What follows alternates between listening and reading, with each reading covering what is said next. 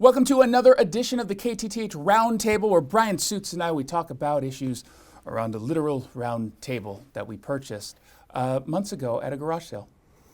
I suggested a square table today, just for the record. He did. So let's talk about one big issue this week. Ronna McDaniel, she was canned from NBC News because all of the liberals over at MSNBC and several over at NBC in their newsroom pretending not to be liberal, they got really, really upset because apparently Ronna McDaniel wants to overthrow the government. Now, to what end does that help her? Not entirely sure, but they ran her out of town. We found the first person to hold a job shorter than Anthony Scaramucci. So, Bryan, this was one of those moments where we kind of all saw coming. I know you saw coming. You thought it was going to happen by April.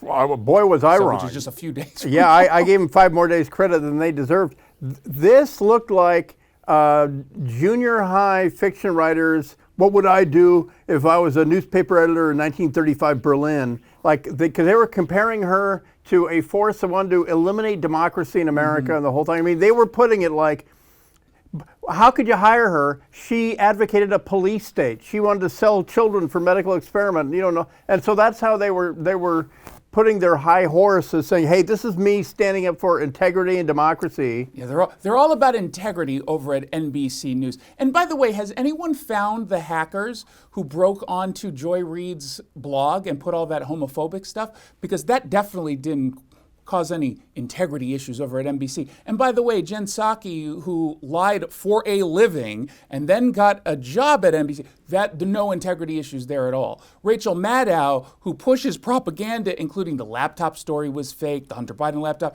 Oh, it's all Hands Russian up, don't disinformation. shoot. Hands up, don't shoot. Like, come on. Who are we kidding here? And also remember that MSNBC's CEO, Rashida Jones, she said to NBC, to the parent company who signs her checks, you go ahead and hire her, but she's not going to be on my network. She will not be on MSNBC. And I don't know where you grew up in broadcasting, but that would be grounds for termination. I'm really blown away that their high-priced talent got away with this. And it's the children being in charge of the sandbox and just throwing poopies. Yeah, no kidding. So what do you got?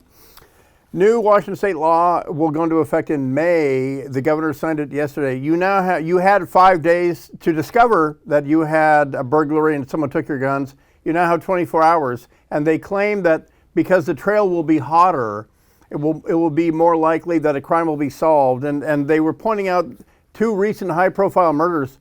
Well, were done with stolen handguns. Well, the murder of the restaurant owner at Queen Anne, I'm pointing to Queen Anne, believe it or not, that was a stolen handgun out of California. And the idea that the faster you find the stolen handgun or report it to police, somehow it's going to lead to more solved crimes. It makes no sense. No sense. There's no evidence. It makes no sense whatsoever. So if someone steals my gun and I report it tomorrow, how does that get them to catch the person unless there's like a tracker on the gun? Yeah, it did not. It was literally a gesture. And one of the sponsors even admitted this is a gesture that we're serious about gun crime. Well, and also, by the way, this isn't even a problem. The people who have their guns stolen, the good guys, they do in fact report it very quickly. The only reason why they might not is, let's say they were injured during a crime. This was an armed robbery in which they got their guns stolen and they're in the hospital. But this is such a ludicrous bill. And the whole intent of this is to portray gun owners as dangerous. That we're the ones putting our guns on the street. And people have legit questions like I do, which is, well, what if it's known that you're on vacation? What if it's known that you packed the bag at 7 a.m. and they saw you, so they broke in? They say there's a good cause exemption, but good cause as determined by someone who hates guns probably a little bit different than what we would think. Yeah, so it's another meaningless brick in the wall of Washington's war to be just like California. And not a meaningless brick in the wall. KTTH Roundtable videos. We'll see you next week.